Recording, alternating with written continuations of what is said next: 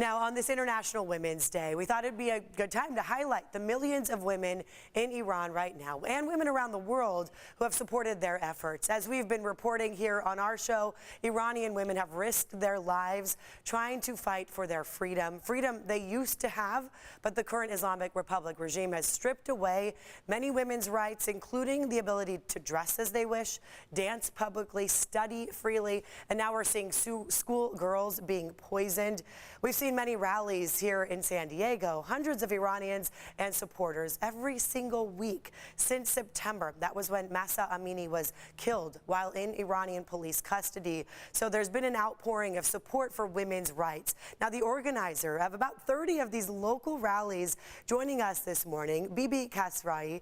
Bibi, it is so good to see you here. Thank you for joining us today. Thank you. Thank you for inviting me today. And you've been the organizer of some 30 rallies. Obviously, that's an important cause for you, being an Iranian woman. So first, I want to start with your thoughts on the women of Iran and what you'd like to say on this International Women's Day. They've been defying against the current regime, trying to get their rights back.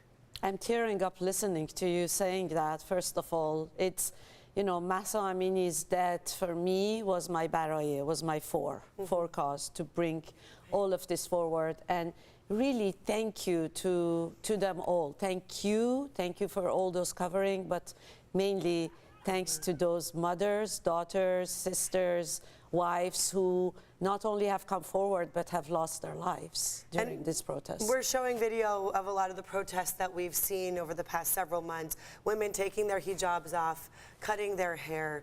All that they're doing has landed them in prison.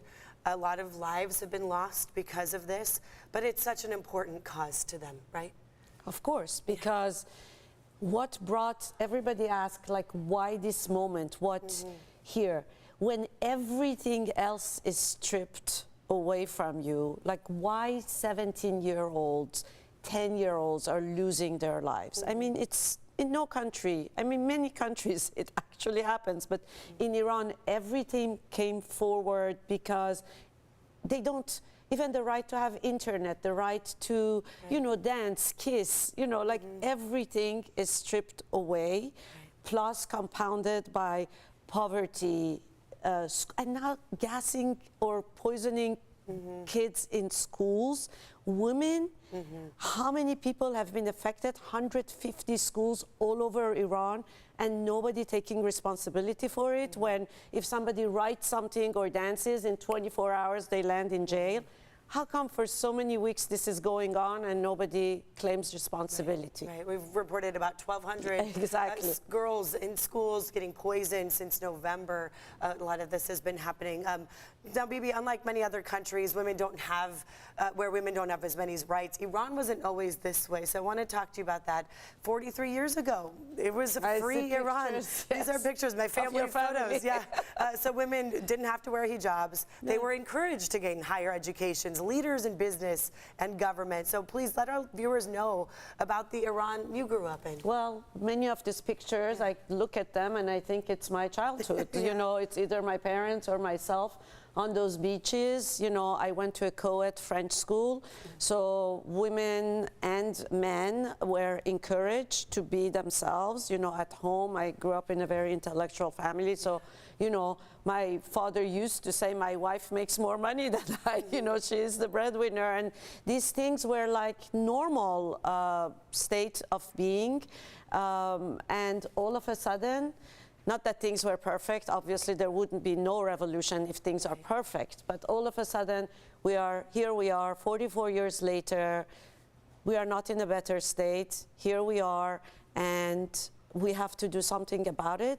And as usual, women are on the forefront because through their kids, they realize what's going on. They have their pulse, you know, on what's going on in society, and what better day to highlight this struggle than today.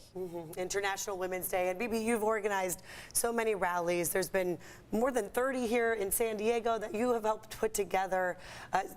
Doing this obviously takes a lot to encourage people to come out. What do you hope to accomplish by having rallies in San Diego? I know we're far from Iran, yes, but what do you hope happens? And many say that. Right, many of us, even us, we gather, we say, should we do it every week? Does it, you know, there are pros and cons. You don't want people to be, like these gatherings to be diminished, you know, by two people standing in front of the Hall of Justice, but at the same time, we are the voice. I mean, we don't want to gaslight the people who are in Iran. We want them to know that we are their voice. So perhaps the balance is to make them the most effective we can do, like today, you know, from 12 to 2 in front of, you know, the federal building. Specific days where we can have a big voice, and I encourage everybody to be there because every voice, every body counts. Okay. Their voice has been shut off a lot in Iran, right, by the government. I want to show these powerful images of handmaids among protesters, too. This was something you helped organize. If we could show those images, there they are. Tell us what the message is here, Bibi. That's very powerful because it was our idea to bring it to the American public the way they understand. So Margaret Atwood's novel and the movie made of Handmaid's Tale, she actually said in an interview that she had Iranian society in mind when she wrote that. So really telling people, you know, we had one of the posters I made personally by hand said, your fiction is our life. You know, so what you see in the movies, it's the day-to-day life of Iranian women. And the more we go, the more fiction and reality's lines are blurred and becoming the same, which is utterly sorrowful. I mean, I don't have words to say. It's not just a story. These are real-life experiences women are going through in Iran. Yeah. Lastly, Bibi, what is your wish for women on this International Women's Day? I don't think Iranian women are separate from other women.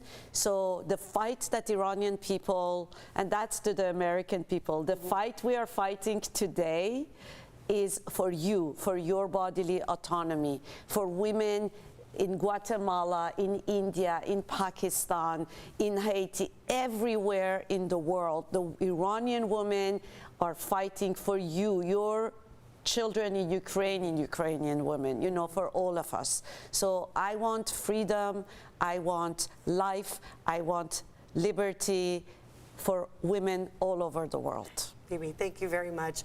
Obviously, you're so passionate about it, making me emotional listening to you speak. We appreciate you being here, so thank you. There is a rally today that, of course, Bibi is helping organize. This is to support women's rights, 12 to 2 at the Federal Building. This is in downtown San Diego. Please join us. Yes, everyone's invited, not just Iranians, obviously, open to everybody.